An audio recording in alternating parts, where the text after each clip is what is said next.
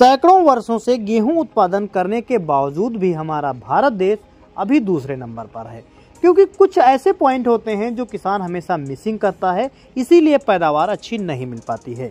चीन एक नंबर पर आता है क्योंकि वो सही समय पर सही चीज़ करता है, कुछ खास पॉइंटों को अपनाता है जिससे पैदावार अच्छी मिलती है, जर्मिनेशन अच्छा होता है और इसीलिए वो एक नंबर पर है। तो आज हम आपको बताने वाले हैं कि गेहूं बुआई करने से पहले आपको किन बातों का ध्यान रखना चाहिए, कैसे बुआई करनी चाहिए, कैसे कम लागत में अधिक पैदावार आप ले पाएंगे। वीडियो को पूरा जरूर देखिएगा, पसंद आए लाइक और शेयर भी जरूर करिएगा। अगर आप वीडियो को जरा भी स्किप कर देते हैं तब आपकी जानकारी छूट जाती है, जिससे आपको पूरी जानकारी नहीं मिलती है। तो वीडियो को स्किप मत करिए, पूरा देखिए। सबसे पहले हम बात करते हैं गेहूं में बुआई करने पर सबसे पहला पॉइंट ये होता है कि आपको खेत की तैयारी अच्छी करनी है। जब भी आप गेहूं की बुआई करने जा रहे हो तब आपको कंपोस्ट गोबर की खाद, सड़ी हुई कंपोस्ट गोबर की खाद अगर आप डालेंगे तब आपकी जो अन्य उर्वरकें होने वाली हैं, आगे भविष्य में पड़ने वाली हैं, वो हमेशा कम डालनी पड़ेंगी। तो लागत इससे बहुत कम हो जाती है, करीब 20 से 25% तक लागत आपकी कम कर देता है और पैदावार भी बढ़ा देता है कंपोस्ट गोबर की खाद। तो मिट्टी की जब भी आप जुताई कर रहे हो तो उससे पहले करीब 6 टन आप 1 एकड़ में कंपोस्ट गोबर की खाद डालें। इसके बाद गहरी जुताई करें और जुताई करके खेत को छोड़ दें। फिर इसके बाद जब आप बुआई करने वाले हों तो रोटावेटर की सहायता से अच्छी खेत की मिट्टी को भुरभुरी और मुलायम बना दें, जिससे कि जो बीज पड़े वो अंकुरित अच्छे से हो, नीचे बीज जाए और आसानी से वो अंकुरित हो जाए। जब ढेले ज़्यादा होते हैं तब अंकुरण बाधित होता है और पौधे को देरी होती है निकलने में, इसीलिए हल्की मिट्टी को भुरभुरा जरूर कर दें। इसके बाद आप बुआई करें। जब भी खेत की बुआई करें, समतल खेत की बुआई करें। खेत को जितना समतल रखेंगे उतनी पैदावार अच्छी मिलेगी। कहीं पर ऐसा ना हो कि वहाँ पर जल भराव हो जाए। तो जब भी आप खेत में समतल करने के बाद पानी लगाएंगे तो पूरी की तरह एक जगह पर फैल जाएगा और पूरे खेत में जब एक समान पानी लगता है तब हमेशा पैदावार अच्छी मिलती है और हमारी जो गेहूं की फसल में पीलापन होता है वो नहीं आता है। गेहूं का पौधा कमज़ोर नहीं होता है, गेहूं बैठता नहीं है। इसके बाद बात करते हैं बीज का चुनाव। अगर आप अपने इलाके के हिसाब से सही किस्म को चयन करेंगे तब आप बम्पर पैदावार ले पाएंगे। अगर आप इलाके के अनुसार बीज नहीं लेते हैं तो पैदावार घट जाती है। कुछ ऐसी किस्में भी होती हैं जो रोग प्रतिरोधक होती हैं, उनका भी चयन करना चाहिए।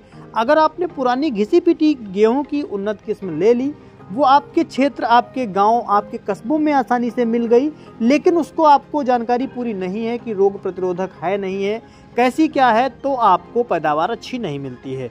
कुछ उन्नत किस्में हम आपको बता रहे हैं, उनको भी आप ले सकते हैं, जैसे कि WH 1105, HD 2967 और DBW 187, PBW 550। इन उन्नत किस्मों में से किसी का ले सकते हैं या फिर आप अपने राज्य, अपने गांव, अपने क्षेत्र के हिसाब से सही उन्नत किस्म ले सकते हैं। इसके बाद बात करते हैं बीज मात्रा की, यानी अगर एकड़ के हिसाब से बात करें तो 40 से 45 किलोग्राम और 45 से 50 किलोग्राम असिंचित में जा सकता है।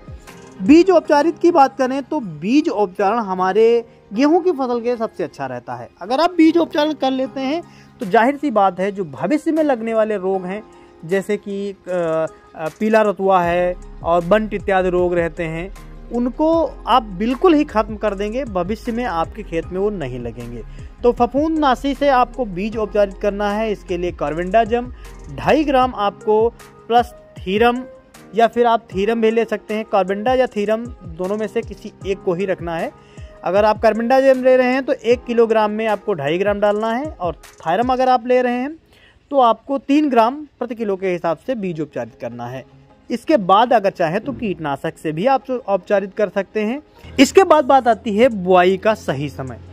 अगर बात करें उत्तर भारत की तो उत्तर भारत में 10 नवंबर से 25 नवंबर तक आपको बुआई करनी चाहिए, इससे पैदावार अच्छी मिलती है। पूर्वी भारत में 15 नवंबर से 5 दिसंबर तक किसान भाई बुआई कर सकते हैं। ये बुआई का सही समय होता है। सही समय पर बुआई करने से 10 से 15% पैदावार अच्छी मिलती है, पैदावार बढ़ जाती है। बुआई की जो विधि है वो 2 प्रकार की होती है। सीड ड्रिल से भी बुआई कर सकते हैं और आपको छिटकुआ विधि से भी बुआई डाल सकते हैं। तो अगर सीड ड्रिल से बुआई कर रहे हैं तो आपको ध्यान रखना है बीज की जो गहराई रहती है वो आपको करीब 4 से 5 सेंटीमीटर रखनी है और पंत से पंत की दूरी 20 से 22 सेंटीमीटर आपको रखनी होती है, जिससे कि फैलाव अच्छा हो, टिलरिंग अच्छी हो सके। अब हम बात करते हैं गेहूं की फसल में खाद प्रबंधन के बारे में। बुआई के समय कौन सी खाद डाल सकते हैं और साथ ही साथ सिंचाई पर आपको कौन सी खाद डालनी चाहिए। दोस्तों, अक्सर किसान भाई गलती करते हैं, वो है यूरिया। यूरिया को आपको दाने के साथ में नहीं डालना है और यूरिया की सही मात्रा आपको पता होनी चाहिए।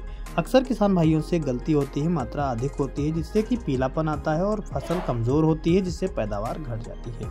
अगर आप बुआई के समय खाद डालना चाहते हैं, दाने के साथ में डालना चाहते हैं, तो वो आपको डालनी चाहिए NPK 50 से 60 किलोग्राम लेनी है और उसके साथ में आपको 10 किलोग्राम जिंक सल्फेट और 5 किलोग्राम सल्फर मिलाकर डाल देना है।